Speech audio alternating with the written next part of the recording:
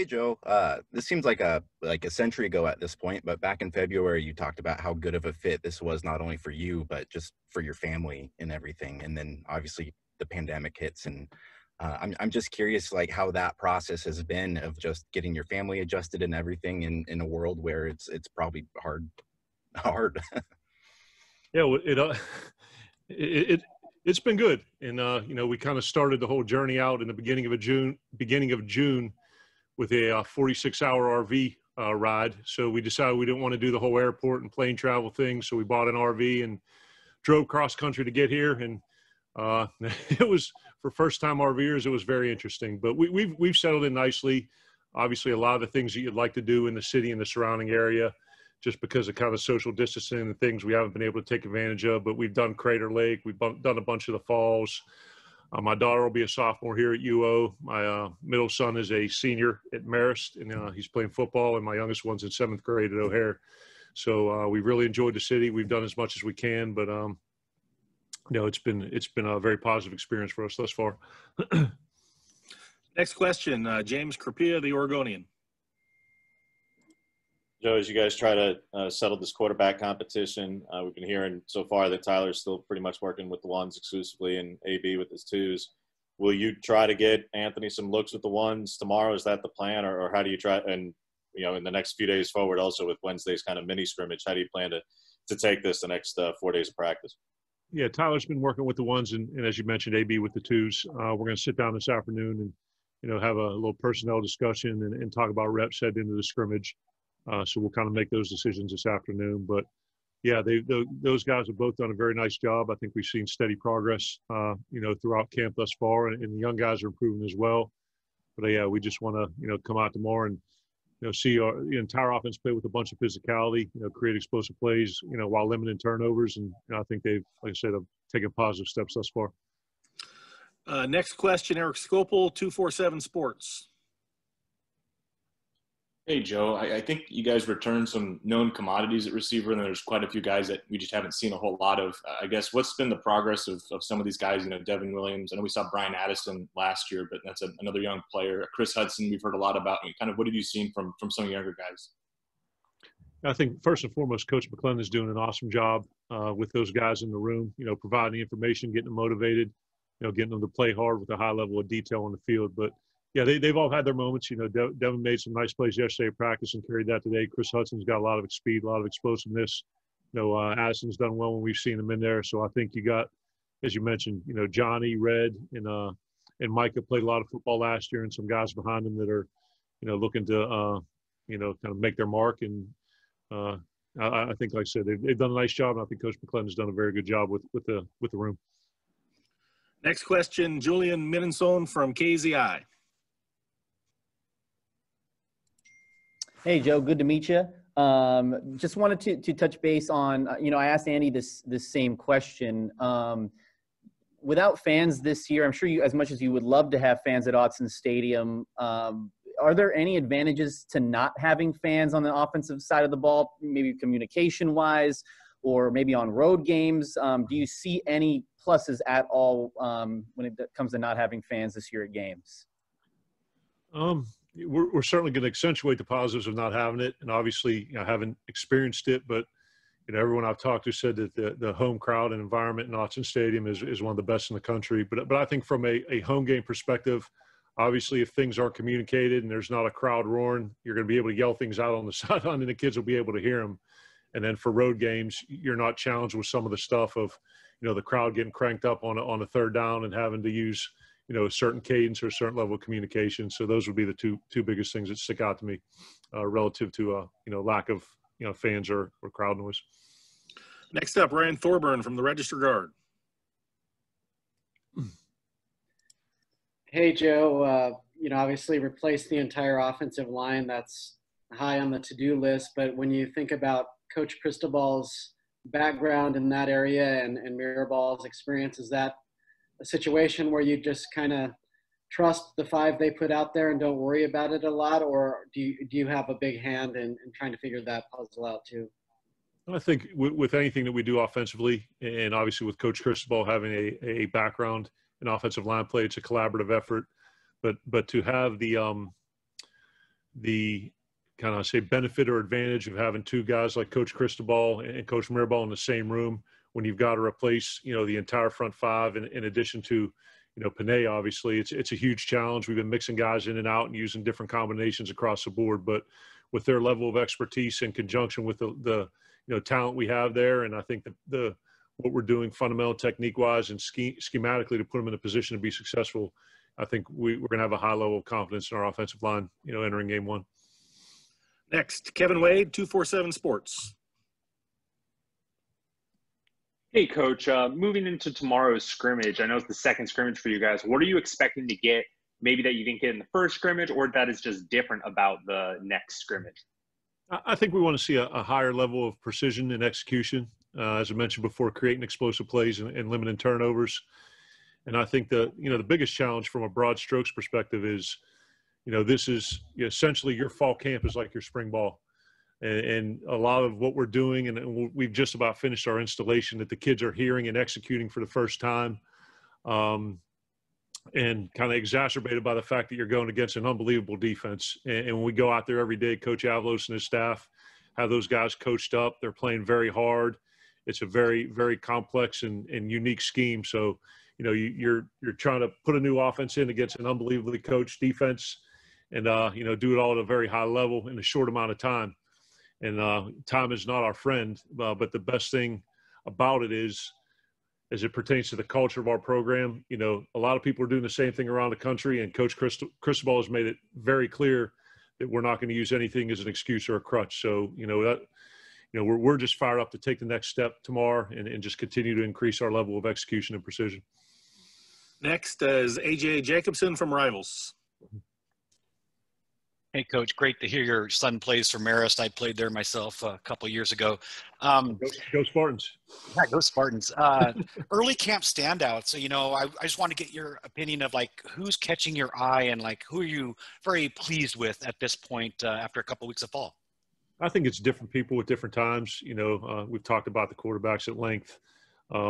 Very exciting to see CJ Verdell and that running back group operate. CJ, great season last year, and he's a very, very explosive back. Coach Mastro does, a great job with that room. We've talked about the depth at the tight end position, putting the pieces in place at O-line. And, I think the guys that have come back and that you've seen play, Johnny, Jalen, Micah, CJ, those guys have all had moments. And then, the young guys are continuing to impress as well.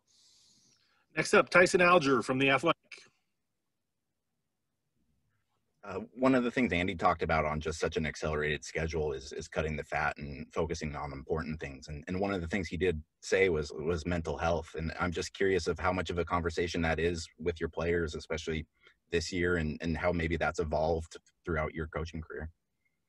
Yeah, I think it's, it goes back to, once again, the culture that coaches created here, that, the players don't care how much you know till they know how much you care. And, from the top down, we make a concerted effort to make sure that our guys are doing well, and always asking them the questions of how are things going off the field? How are things with your family? How's social life? How are your academics? And, when you take care of those things, it makes it a lot easier, to focus on coaching them, and being demanding without being demeaning. So like I said, with 3 young kids and, just with, everything that's going on in the world and the country right now, to dismiss mental health as being something that you don't find important in the program, I think is something that we don't do. So I think checking in with our guys and making sure that they're doing well off the field is, number one, in their best interest, and 2, will also help us be a better football team. Next up, James Krupia, The Oregonian. Go back in the spring, we were talking about Devin and BA really fit the prototypical X mold. But hearing from Johnny and Micah how they're working outside as well, mainly with the first team. I don't want to make this comparison and get ahead of Skis, and it's kind of unfair to them, but do they fit more traditionally in the mold of what Godwin did for you in that capacity? Because, I mean, again, they're not 6'5". They're just not, whereas Devin and BA are. Yeah, and I think it's, a lot of things you want to have guys who are kind of like a Swiss Army knife a little bit, where if somebody happens to need a blow or goes down, you want to be able to put your best 3 or whatever personnel grouping that you have on the field. So I think that, Coach McClendon is doing a great job cross-training those guys where, Micah could play Z, he could play slot, he could probably jump over at X if he needed to. Johnny could play either of the outside positions, and as you mentioned with Devin and with Addison. So I think you kind of have an idea of what you want from those three positions, where the X plays mostly to the boundary.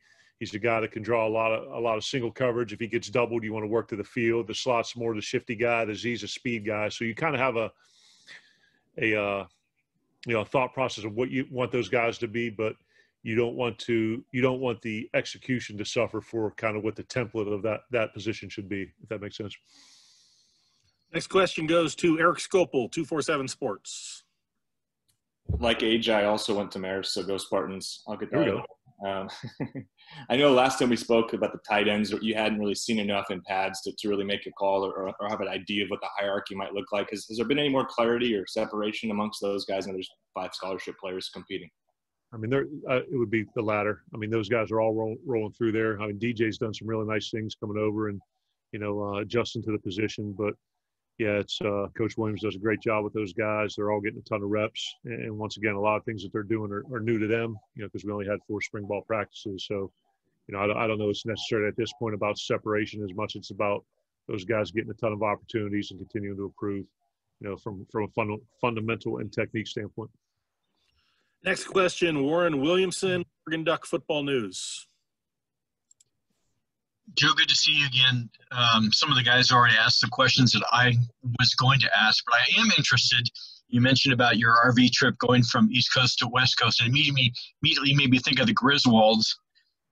Any crazy moments when you were coming out with your family? We did have some minor mishaps with the tank when you're trying to empty that thing on the way out. Nothing quite like what you saw in RV with Robin Williams. Probably a little lesser extent. We had the shower break at one point, so we had to kind of fix that. But no, it was, like I said, for a guy who grew up, just outside of Pittsburgh and kind of not privy to a lot of things that go on in the RV world, and pulling into campgrounds and needing to plug things up and do all these other crazy things. But so I'd say there weren't many. There wasn't a Wally World moment, so to speak, but there were a lot of fun memories that were made. Max Torres, Scoop Duck is next. Hey, Coach. Hope you're having a great day so far. Since Coach Cristobal has been here, we've seen him just bring in some behemoth offensive linemen and really become, that team that wants to ground and pound and just, wear down their opponents. And with your offense, we've heard, so much explosion. How do you kind of balance tempo and, use that in your attack? I think because we're a multi-tempo team, we're more concerned with running the best play against the look presented as opposed to running a bad play quickly, and we can play as fast or as slow as we need to. And, just the mentality that Coach Cristobal has brought here, and, 22 years, the best teams I've been on, the mentality of the team is dictated by the offensive and defensive lines. And Coach always talks about playing with physicality and knocking people back and doing those things. And, I know we've done a nice job throwing the ball and creating explosive plays throughout the history of this offense. But I believe for the last 11 years that I've called plays, maybe longer, we've had a 1,000-yard rusher in the offense. So our ability to be successful offensively, I think, is predicated on our success running the ball, because everything stems off of that. So like I said, when Coach and I talked about, what he wanted from this position and what we were going to do, our shared belief that running the football was of primary importance was a big part of it. Time for 2 more. James Crapia, the Oregonian. Joe, I know you at this point you're obviously very focused on camp and the personnel and the like, but in preparation for the season and a short season and the like, how difficult and a challenge is this, not just from the timing and the uniqueness of this, but I mean more of it's 6 games, but 2 of the 6 have new defensive schemes. And I don't know, it seems to me disproportionately this conference lost, at least in the North Division, a really good clip of like its top 50 tacklers of its main pass rushers. So either from a scheme change standpoint or personnel scouting standpoint, this is just inherently difficult for offensive coordinators this year. So before camp even, how much of a challenge is this to prepare for? It's fewer games, but it seems like a bigger challenge. Right, you hit it on the head, and it's dealing with the knowns and the unknowns. And I guess one of the benefits of having all that time during quarantine when we weren't here and we were home and working on Zooms is that our staff did a real nice job getting as much advanced work as they could, kind of contingency planning if there was going to be a season. So the coordinators that we know who they're going to be, you know, we've done all those breakdowns and we've done all that preparation and, you know, watched all that film. And, you know, guys who are going to be new, you kind of, you know, do your best to maybe look back to where they've been or what they could possibly do. But yeah, it's you know, it's difficult because, like you mentioned, there's the element of the unknown, but, you know, we got to focus on doing the best that we can be, you know what I mean? And improving our precision, our execution, our physicality, and, you know, let the chips fall where they may in terms of, you know, who we're playing. Final question goes to Kevin Wade of 247 Sports. Hey, Coach, you've recruited in the Big Ten and the SEC. I was just kind of curious, what differences have you noticed recruiting with Mario Cristobal and the staff at Oregon over the past 10 months? The tenacity of it and the importance placed on recruiting. And like I said, been to a bunch of different places and been around a lot of great head coach recruiters. And I think when you look at what we've been able to do this year and in the past, the head coach's personal involvement in the recruiting process plays a major role. And I think our recruiting department does an unbelievable job from an organizational standpoint, targeting the guys, creating a great process. I think our assistant coaches are all bought in. And I think we do a great job kind of say team recruiting, where it's not just one guy, the position coach or the area coach. But to me, the biggest difference is the head coach's personal involvement. You know, it's the attitude reflects leadership. And when the head guy is personally invested in the recruiting process, all of us assistants want to, you know, work as hard to make sure that we're holding up our end of the bargain.